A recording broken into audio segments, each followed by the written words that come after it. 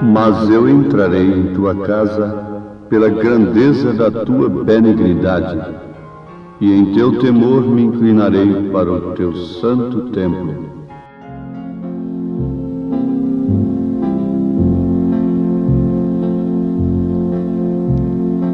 Mas eu entrarei em tua casa pela grandeza da tua benignidade, e em teu temor me inclinarei para o teu santo templo. Salmos 5, versículo 7. Ouvintes amados, vamos tratar mais uma vez juntos de constatarmos pelas Escrituras associadas à história, isto é, ao tempo que temos vivido, e ver se juntos nós podemos encontrar o sinal desse tempo. A história mostra, conforme nós temos analisado, que dificilmente Deus encontrou pessoas que reconhecessem o tempo, o sinal do tempo e a sua mensagem, a mensagem daquele tempo. Haja visto que o homem está sempre dando glória a Deus pelo que ele fez, pelo que Deus fez, dando glórias a Deus pelo que Deus vai fazer, mas ele não glorifica a Deus pelo que ele está fazendo. O homem natural não faz isto.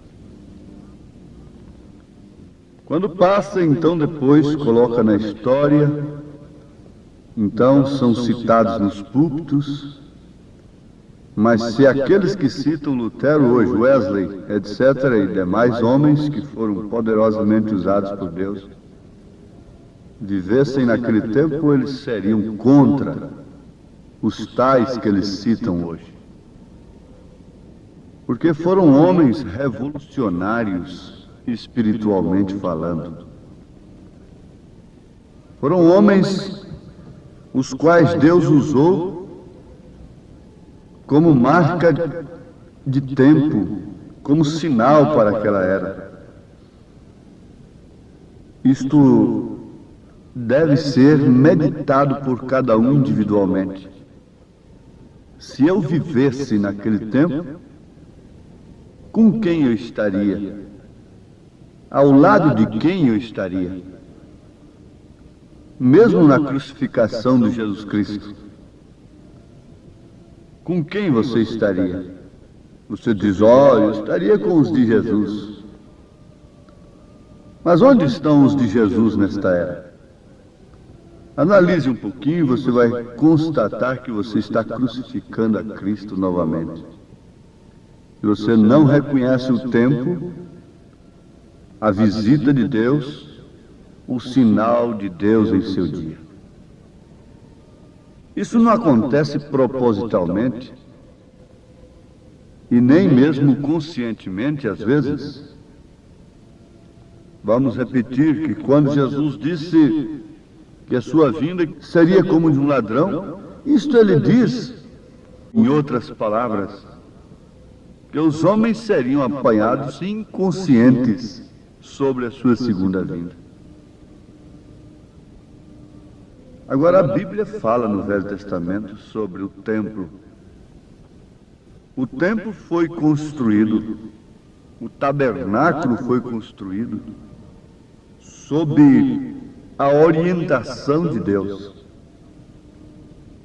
No Salmo 5, vejam o que Davi disse: mas eu entrarei em tua casa pela grandeza da tua benignidade, e em teu temor me inclinarei para o teu santo templo. Davi Está dizendo que entraria na casa de Deus não pela sua própria grandeza, não pelos seus feitos, não pelo seu heroísmo, não pela sua posição, mas sim pela benignidade de Deus, pela grandeza da benignidade de Deus, não pela sua grandeza social, intelectual. Não. Mas eu entrarei em tua casa pela grandeza da tua benignidade, e em teu temor me inclinarei para o teu santo templo.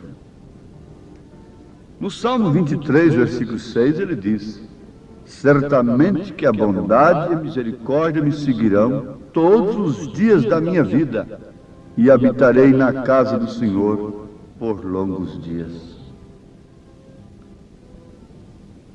Ouvintes, vamos ver como aconteceu, que possivelmente nós veremos o que está acontecendo, como está acontecendo, o que vai acontecer e como vai acontecer. Vejamos como aconteceu. Os sacerdotes falharam em ver o sinal do dia deles. Os líderes religiosos nunca podem apontar ao povo, mostrarem para o povo o que está acontecendo, no sentido da realização de Deus no momento. Eles sempre chamam a atuação de Deus de falsa. E qualificando a atuação de Deus de falsa, automaticamente eles abraçam a atuação de Satanás como verdadeira. Ninguém iria para o inferno. Vocês têm que admitir com paciência essa declaração. Ninguém iria para o inferno se não houvessem os falsos líderes, falsos pastores, falsos pregadores, falsos obreiros. Ninguém iria para o inferno. Não. Mas como assim? Jesus disse que é o cego guiando os cegos, ambos cairão no buraco. Não há inferno a não ser para aquele que pensa que vai para os céus e vai se encontrar em outro lugar muito diferente. Aqueles que morrem sem Deus, perdidos, mergulhados no pecado, oficialmente no mundo, eles não se decepcionam ao depararem-se com o resultado da vida sem Deus, porquanto eles já viveram desiludidos de Deus aqui. Não é surpresa para eles. Portanto, eles não vão para o inferno, eles já estavam no inferno. Então, o inferno não é surpresa para eles. Mas os que vão para o inferno são aqueles que, tendo as Escrituras nas mãos, são liderados por homens que não podem ver o sinal do dia. Eles estão caminhando, indo para o inferno. Não há coisa mais triste do que você estar aqui numa situação horrível, indesejável, desesperadora, sendo que antes você teve a oportunidade de se livrar daquilo, esteve num lugar seguro. Por isso Jesus disse: melhor fora que não conhecesse, melhor fora que não tivesse conhecido. Isso aí é profundo, meus ouvintes. É profundo do que conhecer, então, um evangelho que não pode apontar o sinal de Deus, que não pode te levar a reconhecer o dia e sua mensagem. Agora vamos perguntar, de acordo com a Bíblia, quem foi que falhou em ver o sinal daquele dia de Jesus Cristo? Ora, se o povo falhou, antes do povo falhar, os líderes do povo tinham que falhar. Não tenha dúvida disso, isso é matemática. Eles não eram homens pervertidos. Vejam só porque o povo tinha de crer neles. Eles eram homens santos, para começar. Eles eram homens que você não podia colocar o dedo em suas vidas em lugar algum. Veja só se o povo não teria que crer nesses homens. Eles não podiam, de maneira alguma, ter alguma mancha em suas vidas que o povo pudesse ver. Um sacerdote morria, ele era apedrejado até morrer por qualquer coisa pequena que ele cometesse. Quanto mais desonrar uma moça, quanto mais negociar o evangelho, quanto mais outras coisas terríveis que estão acontecendo nos dias de hoje. O sacerdote daquele tinha a vida intocável. Intocável, você sabe o que é isso? Agora, tinha a razão do povo crer naqueles homens ou não tinha? Perfeitamente. Então você não pode condenar aquele povo por ter crucificado a Cristo, por ter rejeitado a Cristo. Nós temos de condenar a nós mesmos. Aqui está a coisa. Quando temos tantas coisas falsas aos nossos olhos e nós estamos preferindo aquilo com o verdadeiro brilhando aí e não podemos ver. O sacerdote tinha que viver uma vida santa, santa, você entendeu? Santa e limpa, na expressão da palavra. Ele não podia fazer isto ou aquilo outro, porque ele era apedrejado simplesmente por qualquer coisa. E agora eles eram grandes homens. Suas esposas, por lei, tinham que atender os requisitos. Eles eram grandes homens, homens santos na visão do povo. E ainda assim, eles tinham consigo uma grande coisa para apresentar ao povo e satisfazendo assim as suas próprias consciências. Nós temos Deus. Nós temos o Deus que tem estado conosco através de todas estas eras, eles podiam alegar com razão. Nós temos entrado em seu santo templo. Que santo templo! O templo que eles entravam todos os dias estava justamente apontando para Jesus Cristo. Mas eles não puderam entrar no santo templo. Ali havia logo na entrada a porta, com o altar de bronze. Logo tinha uma fonte. Logo você entrava no átrio. Veja só, apresentando a Jesus Cristo. Justificação pela fé. Você lavava as mãos. Ali estava a fonte. Ele disse que ele é a água da vida. Ele é a fonte da água da vida. Ele está lá fora no átrio, mas ele estava ali dentro também no lugar santo. Você entrava pela porta e encontrava logo um candelabro de 7 lâmpadas. Encontrava a mesa do pão. Encontrava o altar de ouro, de incenso, onde era colocado o incenso que simboliza as orações. Mas logo tinha um véu. E aquele véu, por lado de dentro do véu, tinha a arca, com as tábuas da lei, com a vara de Arão que reverdeceu, com a panela de maná que não desvaneceu, e a glória da Shekinah, aquela luz que não apagava. Então ali estavam as coisas todas apontando para Cristo: justificação, santificação e batismo do Espírito Santo. E eles entravam naquilo lá, no tipo, todos os dias, na sua tradição, da maneira mais sincera. Mas quando aquilo estava se cumprindo, surge-se a pergunta: eles viram o grande templo? Ele disse: derribai esse templo e em 3 dias o levantarei. Quem que estava falando ali? Estava falando, Deus estava falando naquele templo.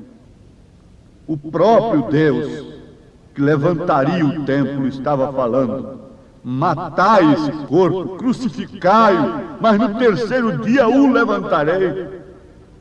Mas quem entrou nesse templo? Foi justamente os que não podiam entrar.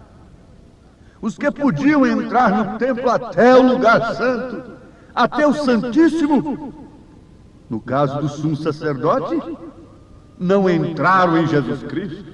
Mas a meretriz entrou. As meretrizes, os ladrões entrarão antes de vós no reino de Deus. Eles me conhecerão primeiro como Messias. E o véu foi rasgado de alto a baixo. E você pode entrar nesse templo, viver sob a glória da Shekinah, sob a glória constante, perpétua de Deus, comendo do maná que não desvanece, tendo esta vara seca, esse corpo seco, sem vida, reverdecido, umedecido pelo Espírito Santo e dando frutos que saltam para a vida eterna. Sim, tendo as tábuas da lei, não com legalismo humano, mas escritas nas tábuas do seu coração.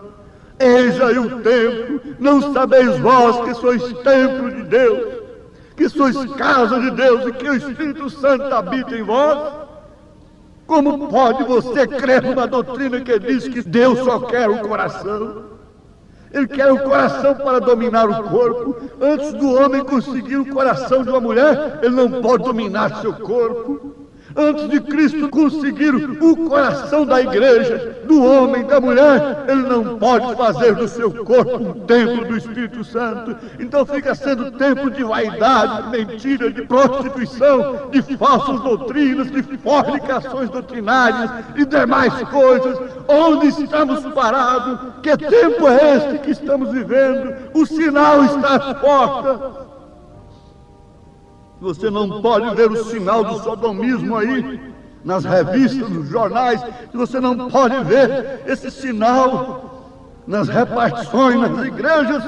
Peça a Deus para te curar. Vá no tanque de Siloé. Veja onde tem uma mensagem que pode abrir seus olhos. Oh, que o Senhor tenha misericórdia de cada um, porque ver é muito importante. Um médico estava me contando que chegou com outra pessoa estranha, num lugar de turismo. Ali estava um homem maravilhado com o que estava vendo, aquele cenário da natureza, aquelas cachoeiras, as 7 quedas. Então, aquele turista desconhecido daquele conhecido médico, nosso conhecido amigo, disse: mas que maravilha, hein? Que beleza! O médico, nosso amigo brasileiro, disse para ele: na verdade é muito lindo, mas tem uma coisa mais bela do que aquilo, mais maravilhosa para ser admirado nesta hora quando a gente vê estas coisas. O que é? É a visão. É a visão? Sim, a visão. Porque o que adiantaria essas coisas tão belas se eu não pudesse enxergá-las?